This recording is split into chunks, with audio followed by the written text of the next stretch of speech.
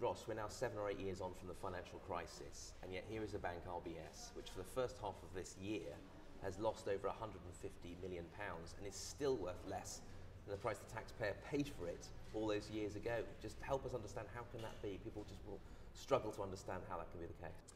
Well, it's a big part of why we're just creating a simpler, stronger, fairer bank, so that we just don't go back to the grandeur of wanting to be the biggest bank in the world. Different things drive us today.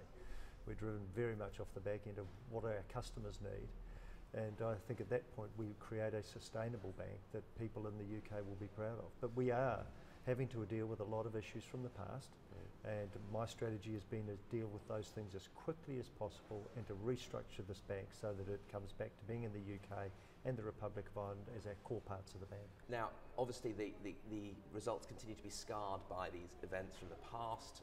You've put an extra 450 million in the kitty today to try and settle some of these issues. The truth is, you don't know how much you're going to pay the US authorities. No one knows, and therefore does it make sense to sell something when you have no idea what it's worth? Well, first off, the shares are the government's for them to sell. My job is to create a really good bank and put it in the shape that the government can sell it. And I was delighted. But at the moment, I've got no idea. Whilst that big imponderable is out there, no one knows what this bank is worth. So it makes no sense whatsoever to say we're going to start selling it. Well, one of the interesting things is that we put out a lot of disclosure so that people have the information that we have about those issues.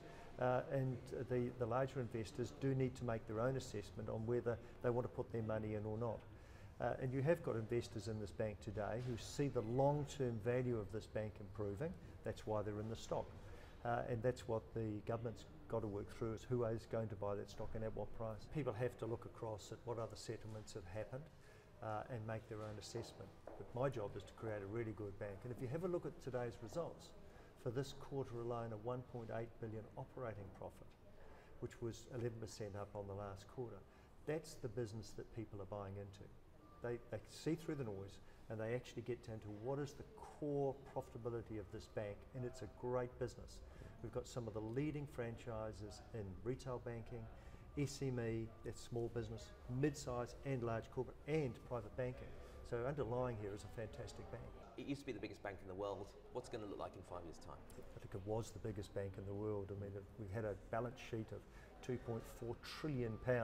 It's now just dipped in under 1 trillion. Still a very, very big bank.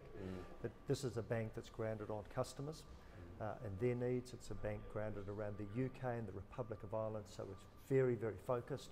And focused organisations do much better for customers, for their staff, and also for their shareholders at the end of the day.